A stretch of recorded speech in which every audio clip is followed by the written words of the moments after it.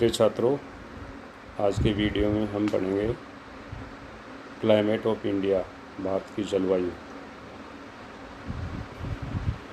किसी भी देश की जलवायु का अध्ययन करने के लिए वहाँ के तापमान, वर्षा, वायुदाब और पवनों की गति तथा दिशा का ज्ञान होना आवश्यक होता है। जलवायु के इन तत्वों पर जो तापमान, वर्षा, वायुदाब, पवन की गति, दिशा, ये हैं, इन तत्वों पर देश के अक्षांशीय विस्तार, उच्चावच तथा जल व स्थल के वितरण का गहरा प्रभाव पड़ता है।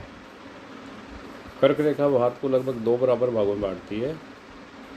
अतः इसका दक्षिणी भाग उष्णकटिबंध में और उत्तरी भाग शीतोष्ण कटिबंध में स्थित है।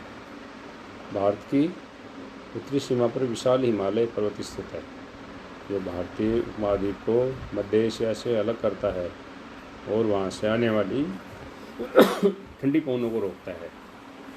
इस प्रकार समस्त भारत में उष्णकटिबंधीय जलवायु पाई जाती है, क्योंकि हिमालय ठंडी हवाओं को रोक करके और भारत में उष्ण जलवायु को बनाए रखता है। भारत के दक्षिण में हिंद महासागर से आने वाली मानसून पवनों का भारत की जलवायु पर सबसे अधिक प्रभाव पड़ता है। अतः भारत की जलवायु को उष्ण मानसून जलवायु कहा जाता है। इस प्रकार से यहाँ की भौतिक स्वरूप और हवाओं का, तापमान का क्या प्रभाव पड़ता है जलवायु पे। अब पढ़ते हैं कि भारतीय जलवायु को प्रभावित करने वाले कारक कौन कौन से हैं।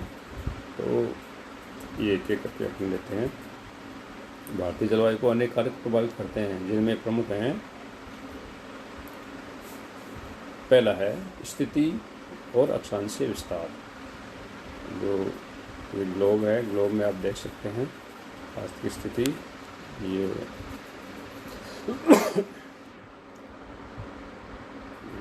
ग्लोब का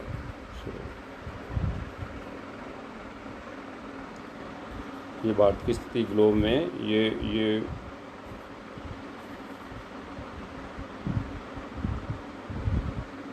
कर्क रेखा है। ये डॉट डॉट में ये भारत है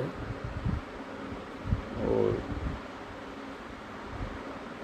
इसी के ये एशिया महाद्वीप है, ये अफ्रीका है, ये यूरोप है और उत्तरी गोलार्ध में भारत की स्थिति है। ग्लोब के द्वारा अपनी इसको देखा है। तो स्थिति और अक्षांशीय विस्तार। भारत मोटे तौर पर 8 डिग्री 4 मिनट उत्तरी से 37 डिग्री 6 मिनट उत्तरी अक्षांशों के मध्य स्थित है।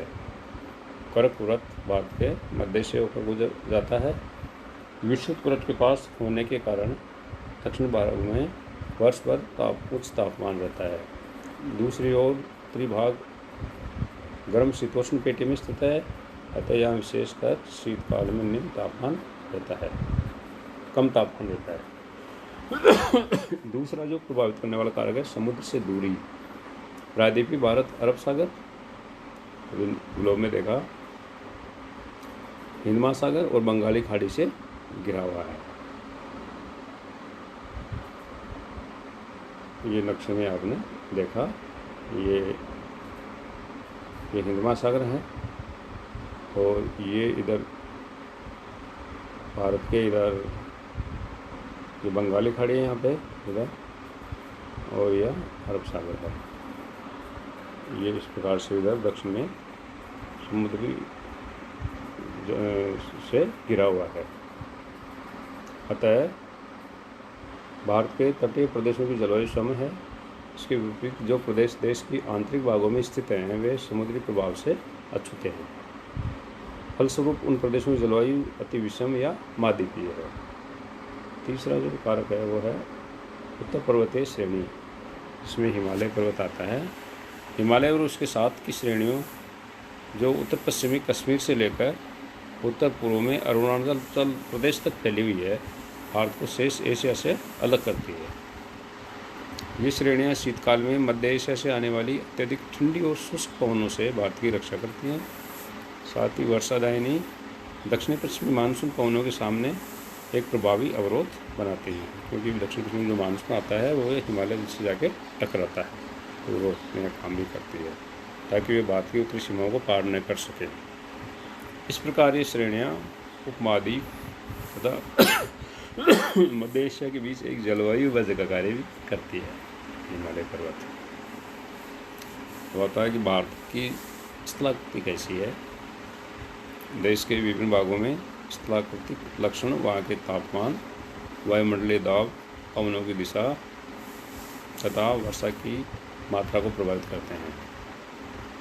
उत्तर में हिमालय पर्वत नमीयुक्त मानसून पवनों को रोककर समूचे उत्तरी भारत में वर्षा का कारण बनता है। मेघालय पठार में पहाड़ियों की कीपनुमा आकृति से मानसून पवनों द्वारा विश्व की सबसे अधिक वर्षा होती है, क्योंकि बंगाल की खाड़ी और अरब सागर दोनों वाला मानसून वहाँ जाके टकराता है तो अधिक वर्षा होती है।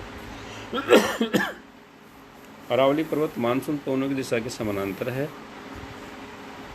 अतः ये मानसून पवनों को रोकने में असफल रहता है कि उसकी दिशा दक्षिण पश्चिम से उत्तर पूर्व की ओर। और लगभग सारा राजस्थान एक विस्तृत मरुस्थल है। पश्चिमी घाट दक्षिणी पश्चिमी मानसून पवनों के मार्ग में दीवार की भांति खड़ा है, जिस कारण इन पर्वतमाला के पश्चिमी ढालों और पश्चिमी तटीय मैदान में भारी वर्षा होती है, जो अभी नक्शे के द्वारा देखेंगे। इसके पूर्व में पवनें नीचे उतरती हैं और गर्म शुष्क हो जाती हैं, अतः इस क्षेत्र में बहुत कम वर्षा होती है और यह वर्षा क्षेत्र कहलाता है। अब आता है मानसून पवनें। दक्षिण पश्चिमी ग्रीष्मकालीन पवनें समुद्र से स्थल की ओर चलती हैं और समस्त देश को पुष्कल वर्षा प्रदान करती हैं। इसके विपरीत शीतकालीन उत्तर पूर्वी मानसून पवनें स्थल से समुद्र की ओर चलती हैं और वर्षा करने में असमर्थ होती हैं। बंगाली खाड़ी से कुछ जलवाष्प प्राप्त करने के पश्चात ये पवनें तमिलनाडु के तट पर थोड़ी सी वर्षा करती हैं, जो ये आप नक्शे में देख सकते हो। ये देख लीजिए, देखो यहाँ 100 सेंटीमीटर से अधिक वर्षा होती है यहाँ के क्षेत्र में। और ये अंदर वाला भाग है, यहाँ ये सूखा है, ये वाला ये वृष्टि छाया प्रदेश कहलाता है, क्योंकि ये पश्चिमी घाट है, ये एक स्तंभ का काम कर रहा है और सबसे ज़्यादा वर्षा होती है। ये दक्षिण पश्चिमी मानसून इसमें दर्शा रखा है।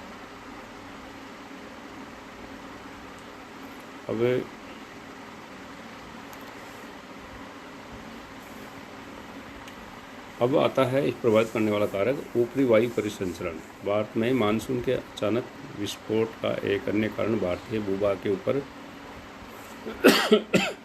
वायु परिसंचरण में होने वाला परिवर्तन भी है। ऊपरी वायु तंत्र में रहने वाली जेट वायुधाराएँ भारतीय जलवायु को निम्न प्रकार से प्रभावित करती हैं।